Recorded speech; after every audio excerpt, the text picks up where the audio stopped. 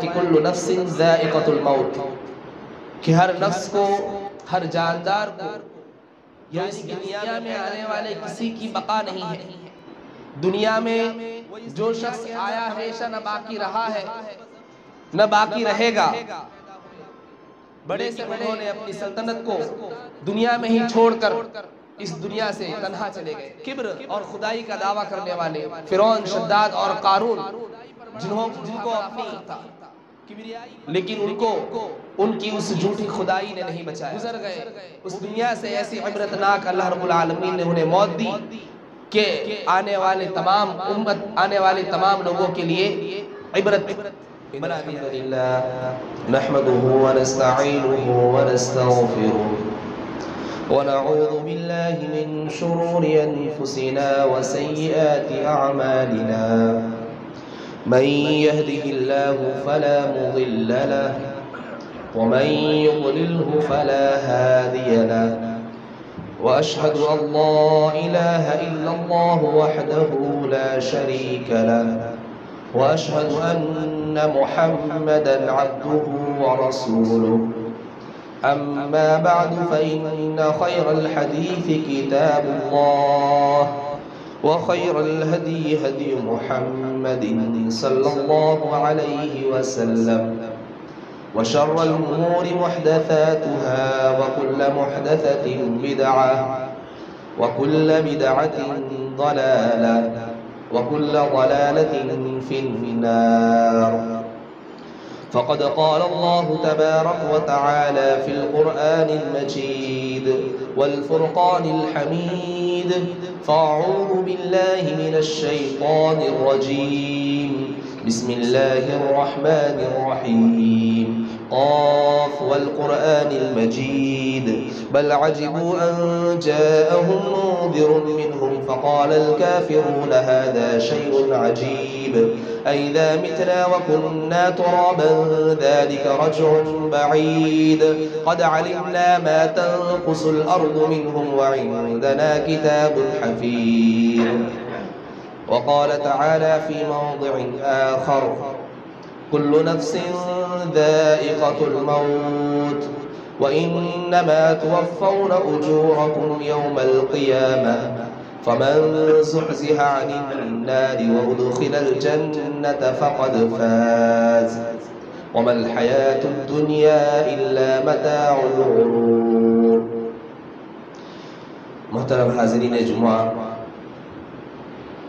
سب سے پہلے تمام تعریفیں کبریائی و بڑائی اس اللہ وحدہ لا شریک، خالق کائنات، مالک ارض و سما کے لیے ہے، جس نے ہمیں اس دار فانی میں پیدا فرما کر یوں ہی لاچار بے بس بھٹکتا ہوا نہیں چھوڑا، بلکہ ہماری رشد و ہدایت کے لیے، ہماری رہنمائی کے لیے وقتاً فوقتاً انبیاء علیہ السلام کو مبعوث فرما کر ان کے ذریعے سے ہماری رہنمائی فرمائی۔ اور جب انبیاء کا سلسلہ ختم ہونے کو آیا تو سب سے آخری نبی جناب محمد رسول اللہ صلی اللہ علیہ وسلم پر ایک ایسی عظیم الآثاری کتاب کو نازل فرمایا کہ اگر بندہ اس کتاب واحد پر مکمل طور سے عمل پیرا ہو جائے، اس کتاب واحد کو اپنی زندگی بنا لے، تو اس شخص کو جنت الفردوس میں داخل ہونے سے کوئی نہیں روک سکتا۔ بعد درود السلام نازل ہو تمام انبیاء علیہ السلام پر، بالخصوص ہمارے آخری نبی جناب محمد رسول اللہ صلی اللہ علیہ وسلم پر، کہ جنہوں نے اپنی پوری نبوی زندگی اپنی امت کی خیر و بھلائی کے لیے، اپنی امت کو ضلالت و گمراہی سے نکال کر جنت الفردوس کے اعلیٰ مقام تک پہنچانے میں وقف کر دی، جن پر ایک مرتبہ درود بھیجنے سے اللہ رب العالمین کی جانب سے ہم پر 10 رحمتوں کا نزول ہوتا ہے، ہمارے اعمال نامے میں 10 نیکیاں لکھ دی جاتی ہے، اور ہمارے اعمال نامے سے 10 گناہ مٹا دیے جاتے ہیں۔ اللہم صلی علی محمد وعلی آل محمد کما صلیت علی ابراہیم وعلی آل ابراہیم انکا حمید مجید، اللہم بارک علی محمد وعلی آل محمد کما بارکت علی ابراہیم وعلی آل ابراہیم انکا حمید مجید۔ محترم حاضرین جمعہ، بزرگان دین، نوجوانان ملت، عزیز بچوں، ابھی خطبہ مسنونہ کے بعد میں نے آپ لوگوں کے سامنے ایک آیت کریمہ کی تلاوت کی جس میں اللہ رب العالمین نے ارشاد فرمایا کہ کل نفس ذائقۃ الموت، کہ ہر نفس کو، ہر جاندار کو جو اس دنیا میں پیدا کیا گیا ہے اسے موت کا مزہ چکھنا ہے. یعنی کہ دنیا میں آنے والے کسی کی بقا نہیں ہے. دنیا میں جو شخص آیا ہے وہ ضرور بضرور جائے گا. وہ اس دنیا کے اندر ہمیشہ نہ باقی رہا ہے نہ باقی رہے گا.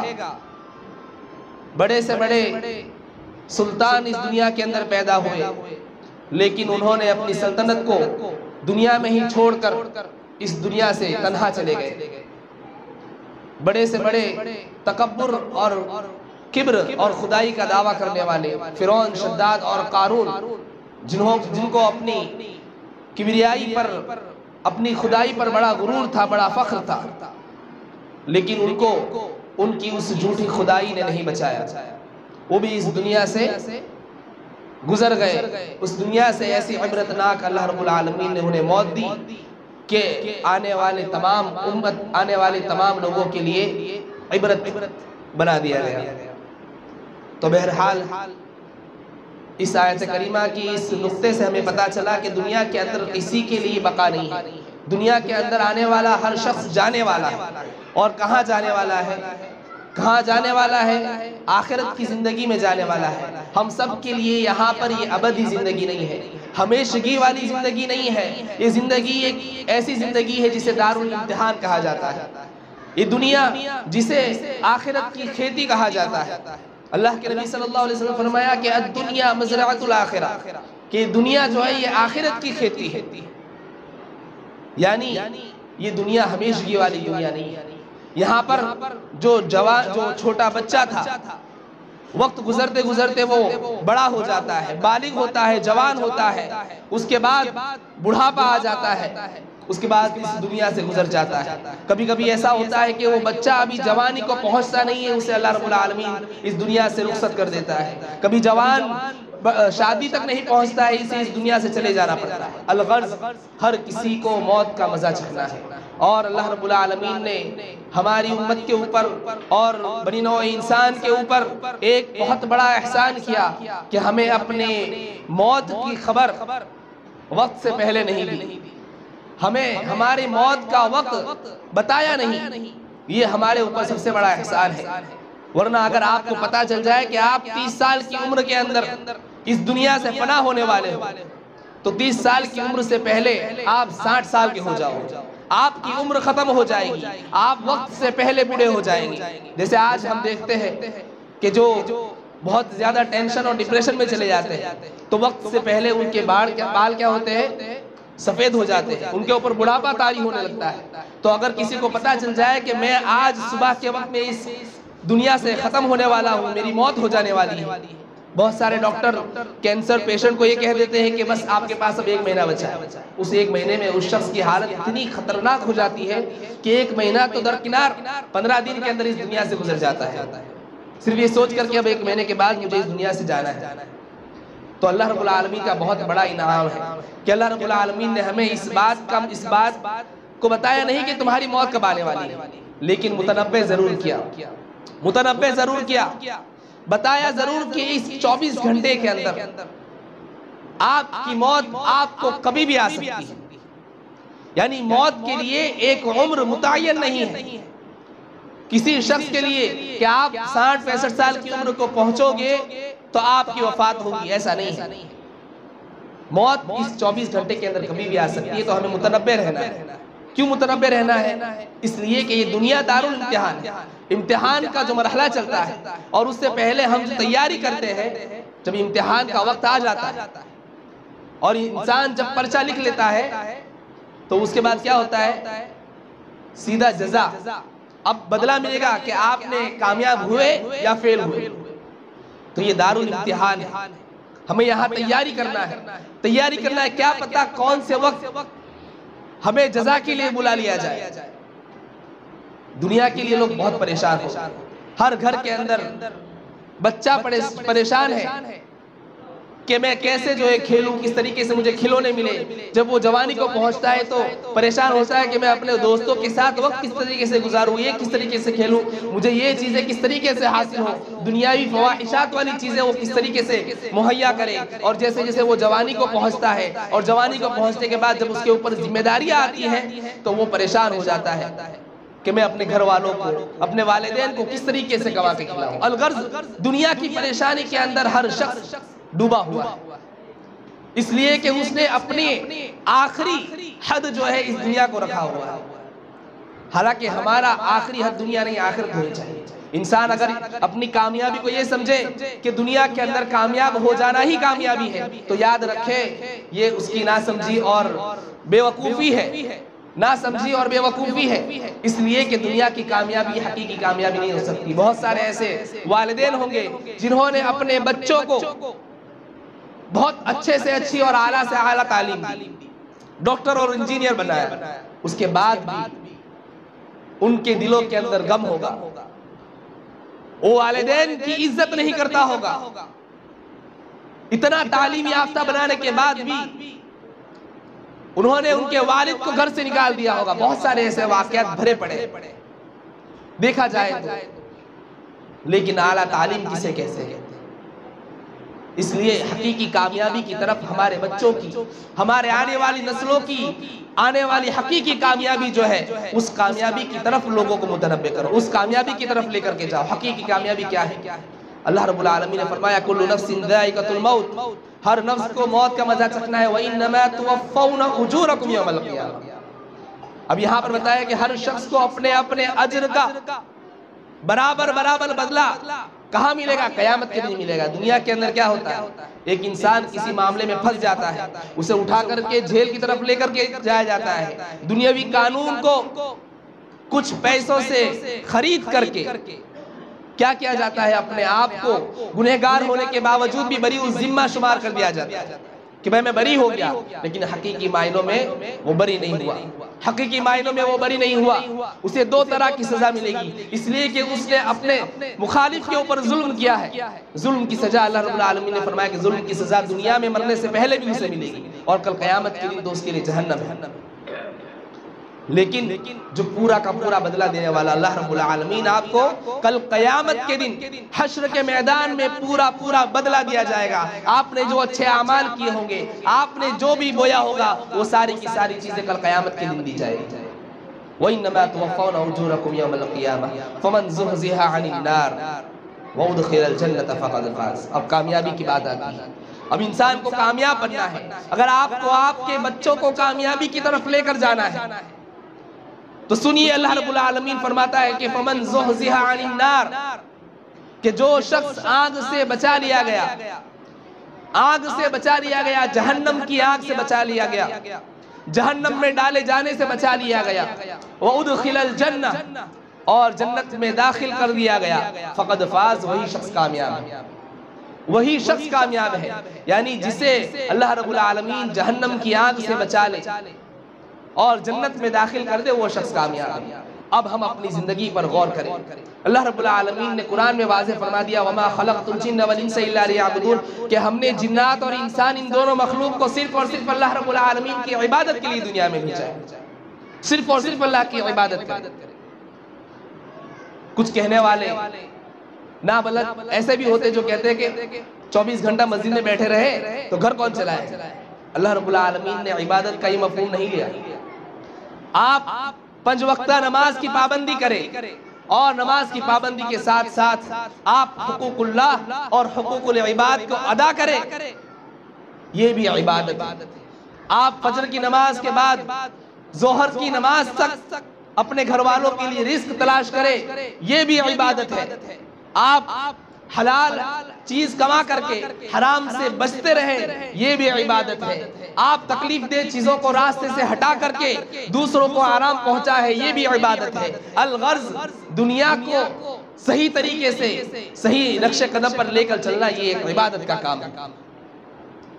اور اللہ رب العالمین نے کیا فرمایا کہ وَمَا خَلَقْتُ الْجِنَّ وَالْإِنسَ إِلَّا لِيَعْبُدُونَ۔ آپ کو 24 گھنٹہ مسجد میں کسی نے قید نہیں کیا، بلکہ اللہ کے نبی صلی اللہ علیہ وسلم نے تو سخت ناراضگی کا اظہار کیا کہ جب حضرت عائشہ کے پاس کچھ لوگ آئے اور انہوں نے کہا کہ اللہ کے نبی صلی اللہ علیہ وسلم کیا کیا کرتے ہیں.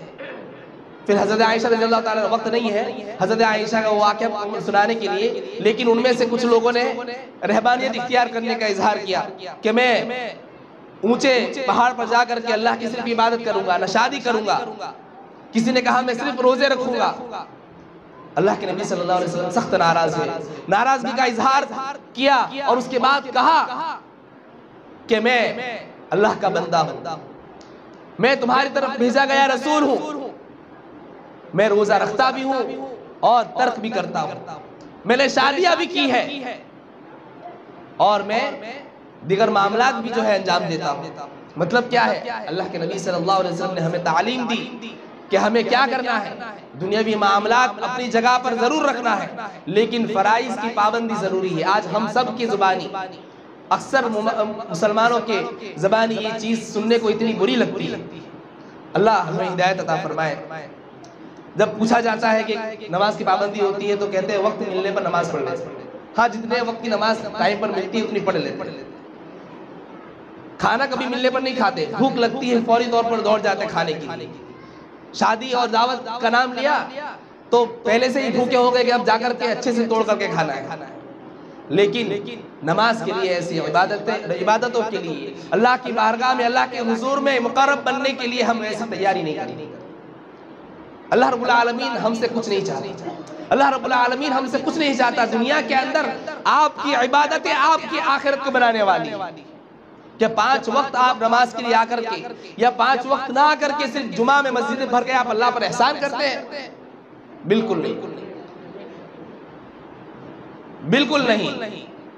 بلکہ اللہ رب العالمین نے تو کہا کہ پوری کائنات مل کر کے اگر اللہ رب العالمین کی مخالفت پر ٹل جائے تو بھی اللہ رب العالمین کی ملکیت میں ذرہ برابر بھی فرق نہیں آنے والا. اور پوری کی پوری کائنات مل کر کے اللہ کی عبادت لگ جائے تب بھی اس کی ملکیت میں ذرہ برابر فرق نہیں آنے والا.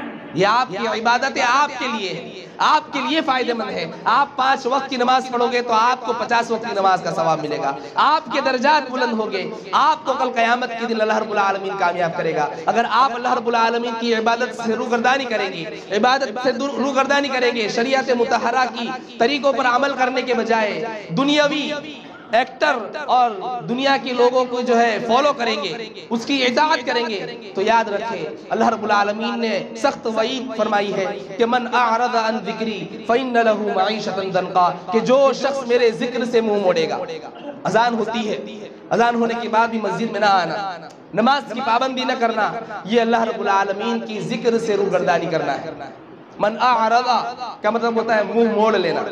ارے ہٹو، چھوڑو، ہمارے کسی کام کی چیز نہیں. اللہ من اعرض عن ذکری، کہ جو شخص میرے ذکر سے منہ موڑ لے گا فإن له معیشۃ ضنکا، میں اس کی معیشت کو تنگ کر دوں گا، میں اسے پریشانیوں کے اندر مبتلا کر دوں گا.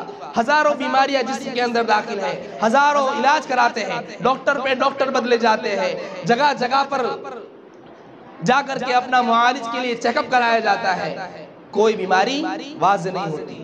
یہ اللہ رب العالمین کا عذاب ہے.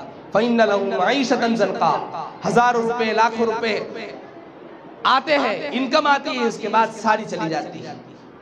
دعا کرانے سے کچھ نہیں ہوگا. عبادت میں آگے آئیے، عبادت کے میدان میں آگے آئیے، علماء سے جڑیے، ائمہ سے پوچھئے کہ کیا معاملہ ہے، کیا معاملہ ہے، وہ بتائیں گے. 5 وقت کی نماز پڑھو. بہت سارے ایسے پیشنٹ آتے ہیں رقیہ کے لیے کہ ارے میرے گھر میں یہ ہو گیا، مجھے گھر میں یہ ہو گیا، یہ کرو، کیا کرو. 5 وقت کی نماز یہ آپ کا علاج ہے، تسلی بخش علاج ہے. 5 وقت کی نماز آپ نے وقت پر پڑھ لی، آپ کی ساری بیماریاں ختم ہو گئی.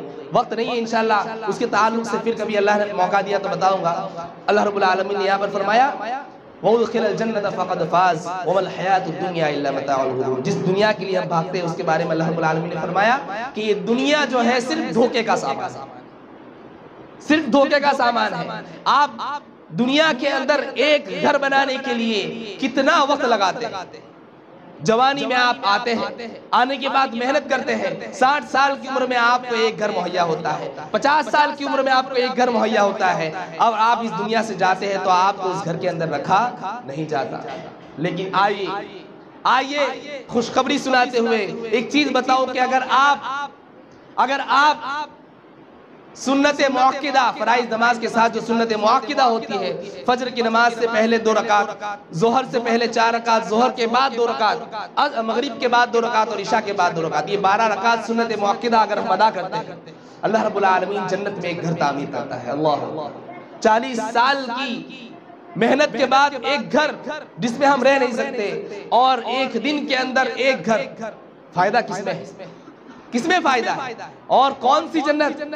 جب آپ کو جنت میں داخل کیا جائے گا، اللہ سے دعا ہے کہ اللہ رب العالمین ہمیں جنت الفردوس میں داخل کرے، لیکن جب جنت میں داخل کیا جائے گا تو اللہ رب العالمین سب سے آخری جنتی کو جو جنت عطا فرمائے گا، اسے کہیں گے کہ تو تا حد نگاہ، جہاں تک تمہاری نظر جا رہی ہے وہاں تک کی جنت تمہاری۔ اللہ، کیا خواہش نہیں ہے ہمارے اندر؟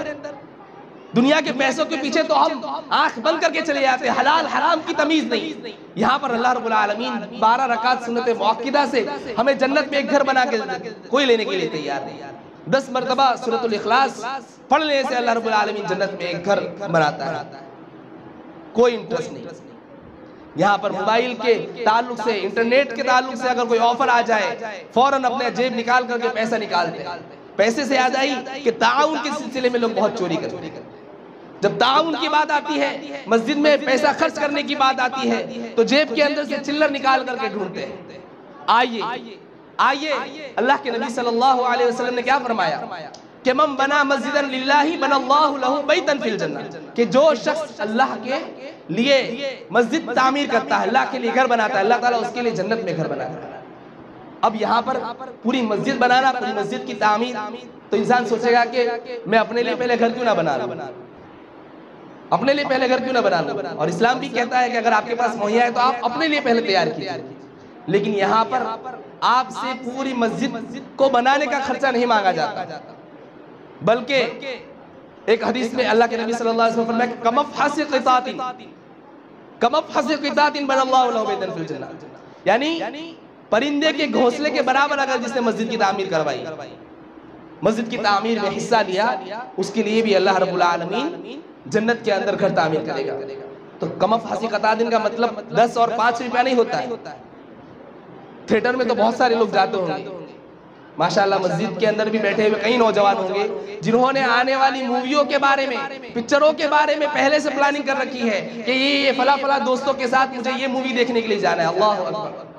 جہاں پر اللہ رب العالمین کی اور فرشتوں کی لعنت ہوتی ہے، وہاں کے لیے ہزاروں روپیہ خرچ کر دیے جاتے ہیں، فضول خرچی، ہوٹلوں میں جا کر کے ہزاروں روپے خرچ کر دیے جاتے ہیں۔ جہاں مسجد کے لیے ایک امام اعلان کرتا ہے کہ تعاون کیجئے، تو ہم 50 روپیہ، 5 روپیہ، 10 روپیہ دے کر کے مسجد سے باہر نکل جاتے ہیں۔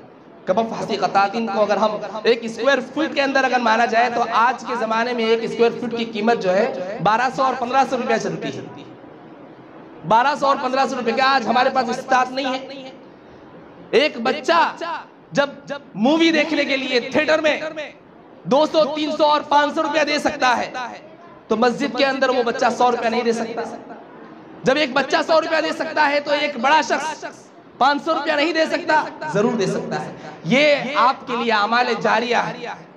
آپ مر جائیں گے، آپ اس دنیا سے گزر جائیں گے، آپ کے گھر میں آپ کو جگہ نہیں ملے گی، لیکن اگر آپ نے مسجد کی تعمیر کروا کر گئے، مسجد کی تعمیر کے اندر یا انفاق فی سبیل اللہ کے اندر آپ نے حصہ لیا، تو یاد رکھیں آپ اس دنیا سے چلے جائیں گے، آپ کا اعمال نامہ بند کر دیا جائے گا، لیکن مسجد میں جب تک مسجد آباد رہے گی، لوگ نماز پڑھیں گے، ان سب کی نمازوں کا ثواب آپ کے اعمال نامے میں لکھا جائے گا۔ اللہ، کتنا بڑا کام! اور اتنے بڑے کام کے لیے ہم چھوٹی سی رقم دے کے چلے جاتے ہیں، مطلب سستے میں نپٹا دیتے ہیں۔ جہاں پر کام بننا ہوتا ہے وہاں سستے میں نپٹا دیتے ہیں، اور جہاں شیطان جو ہے لینے کے لیے بیٹھے ہیں وہاں پر 200 کروڑ 400 کروڑ نیوز میں آتا ہے سامنے کہ اس فلم نے جو ہے 500 کروڑ وہ کر لیے اور 200 کروڑ کر دیے، اور یہاں پر ہم مسلمانوں کی مسجدیں 5-5 سال 10-10 سال گزر جاتے ہیں، ویسی کی ویسی ہے۔ تو ضرورت اس بات کی ہے کہ ایسے دین کی کاموں کے اندر انفاق فی سبیل اللہ کرے جو آپ کو مرنے کے بعد بھی آپ کے اعمال کو جاری رکھنے والے ہیں، بلکہ آپ کے قبیح اعمال جس طریقے سے یہاں پر آپ پیسہ دینے سے آپ کے اعمال جاری رہیں گے، ویسے ہی اگر آپ نے ان لوگوں کا تعاون کیا، ان خبیثوں اور مکاروں کا تعاون کیا، تو جب تک ان کا کام چلتے رہے گا آپ کے اعمال نامے میں گناہ لکھے جائیں گے۔ ان کے تھیٹر جب تک چلتے رہیں گے تب تک آپ کے اعمال نامے میں گناہ لکھے جائیں گے، اس لیے کہ جس طریقے سے نیکی کا بدلہ نیکی ہے اسی طریقے سے برائی کا بدلہ برائی ہے۔ اللہ رب العالمین سے دعا ہے کہ اللہ رب العالمین ہمیں نیک کام کرنے کی توفیق عطا فرمائے۔ اللہ رب العالمین سے دعا ہے کہ اللہ رب العالمین جو بیمار ہے ان کو شفاء کاملہ عاجلہ عطا فرمائے، جو اس دنیا سے گزر چکے ہیں الہ العالمین ان کی مغفرت فرمائے۔ الہ العالمین ہم سب کو استقامت پر قائم رکھے، نماز کا پابند بنائے اور انفاق فی سبیل اللہ کرنے کی توفیق عطا فرمائے۔ آمین یا رب العالمین، وآخر دعوانا الحمدللہ رب العالمین۔ إن الحمد لله نحمده ونستعينه ونستغفره ونعوذ بالله من شرور أنفسنا وسيئات أعمالنا، من يهده الله فلا مضل له ومن يضلله فلا هادي له، وأشهد أن لا إله إلا الله وحده لا شريك له، وأشهد أن محمدا عبده ورسوله، أما بعد فإن خير الحديث كتاب الله، وخير الهدي هدي محمد صلى الله عليه وسلم، وشر الأمور محدثاتها، وكل محدثة بدعة، وكل بدعة ضلالة، وكل ضلالة في النار. فقد قال الله تبارك وتعالى في القرآن المجيد: فأعوذ بالله من الشيطان الرجيم، إن الله وملائكته يصلون على النبي يا أيها الذين آمنوا صلوا عليه وسلموا تسليما.